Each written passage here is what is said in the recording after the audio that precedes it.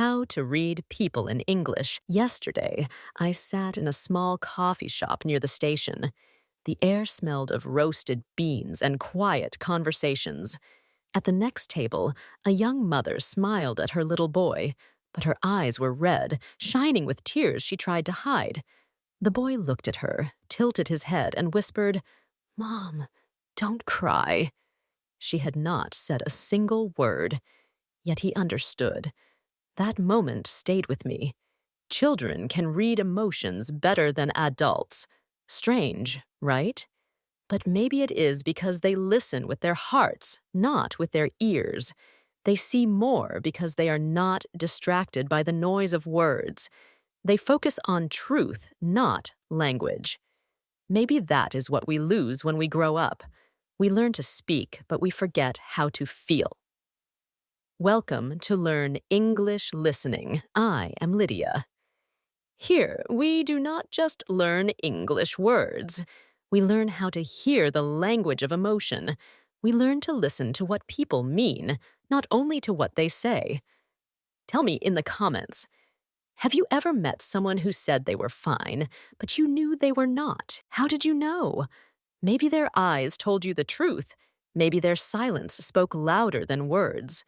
Today, I want to show you how English is full of hidden signals. When people speak, their tone, rhythm, and silence reveal far more than their words. There is a secret language beyond grammar and vocabulary, and if you can hear it, you can read people in English just like a storybook. It is not magic.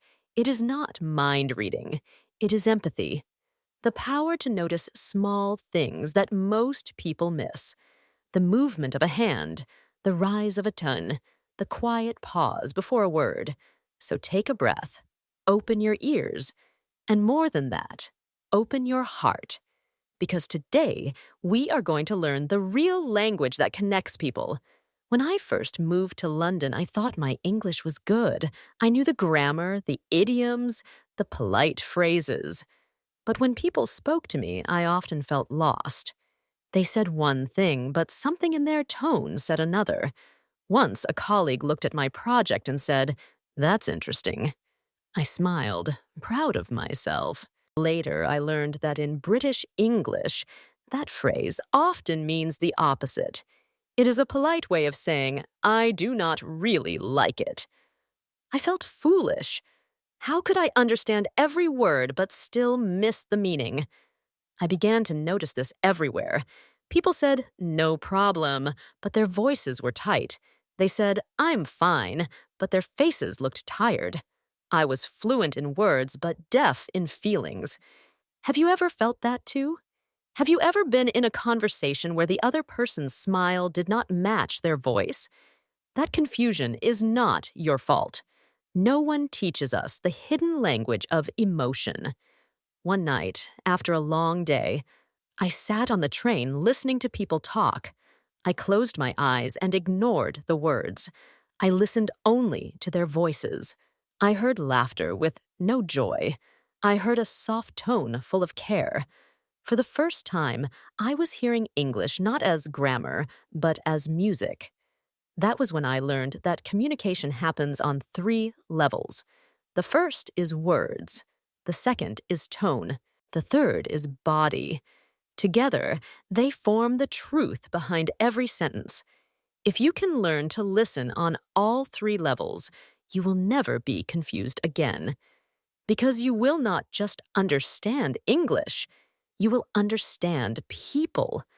When that happens, conversations stop being lessons and start becoming human moments. That is when learning turns into connection. The secret is simple. English is not only a language of words. It is a language of rhythm, silence, and feeling.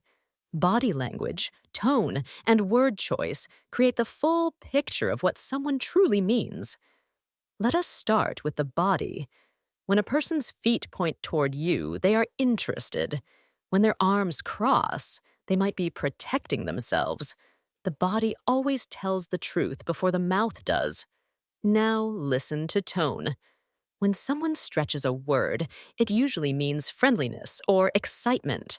When they cut their sentences short, it can mean fear, anger, or stress. And then there are words themselves. The sentence, "It's fine," can sound polite. But when said with a sigh, it means, "It is not fine at all." Here are 3 English phrases that describe this invisible world. First, read between the lines. It means to understand the hidden message. Second, the body speaks louder than words. It means actions show the truth better than speech. And third, something feels off. It means you sense that something is wrong, even if no one says it aloud. Let us practice for a moment. Listen carefully. I am fine. I am dust. Do you hear the difference? The first is polite and quick. The second hides something deeper, maybe sadness. That small change in tone can tell you everything. That is why fluency is not about perfect grammar. It is about emotional listening. If you can hear the pause, the breath, or the tension behind a word, you will begin to see what people really mean. And when you do, English will stop being just a subject you study. It will become a living bridge between hearts. Every great conversation begins not with words, but with awareness. Every true listener learns to feel before they reply. There was a time when this skill changed everything for me. I was sitting in my first job interview in London.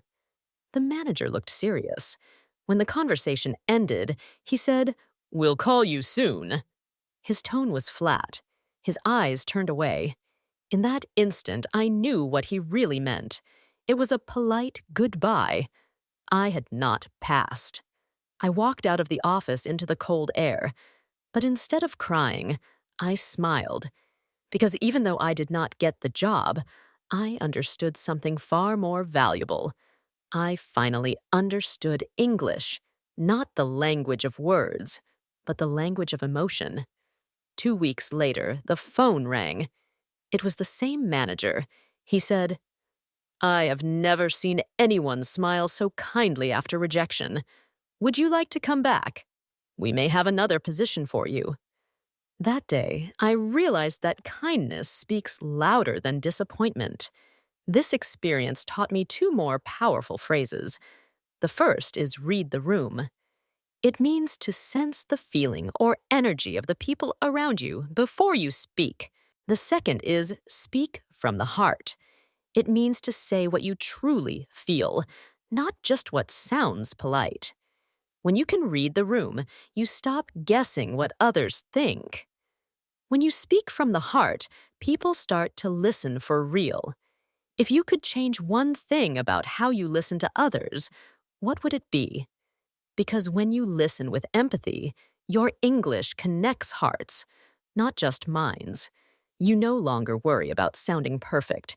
You focus on being real. And that is when communication becomes alive. Fluency is not about knowing every word. It is about knowing when to pause, when to smile, and when to let silence speak for you. Even in another language, truth always finds its way through kindness. Learning this truth changed how I saw every conversation. It was like learning to hear the hidden rhythm behind a song. At first, you only notice the notes, but one day, you finally understand the meaning behind the melody. One of my students, a young woman from Japan, once told me she was afraid to speak English because of her accent. She thought people would judge her. I told her, "Do not try to sound perfect. Try to sound sincere." So she began watching people's faces, not just their lips. She listened to how they breathed between sentences. Within months, her fear started to fade. She learned to answer slowly, with warmth.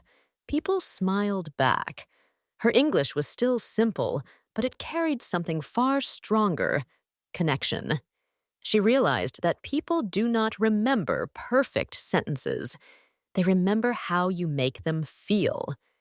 Maybe it is time we all stop studying only words and start studying hearts.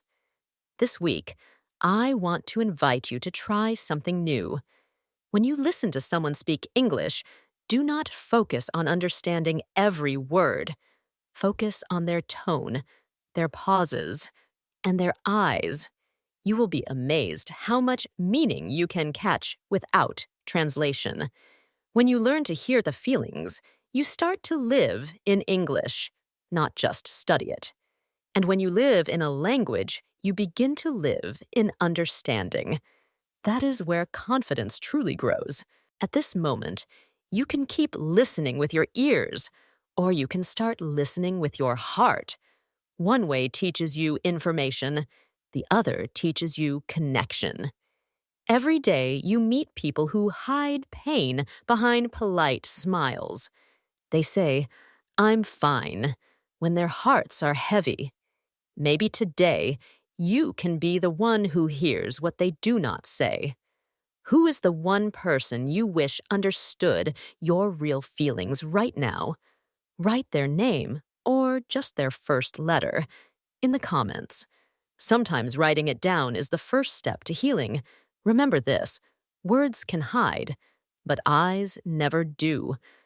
When you listen with love, every language becomes one. And when you start listening that way, English will stop being a wall. It will become a window through which you can see people as they truly are. If this story helped you see English differently, share it with someone who needs encouragement today. And subscribe to keep walking with us on this journey of English and self-growth. Because the more you listen with empathy, the more fluent you become, not only in English, but in understanding the human heart. One small change in how you listen could change every conversation that follows.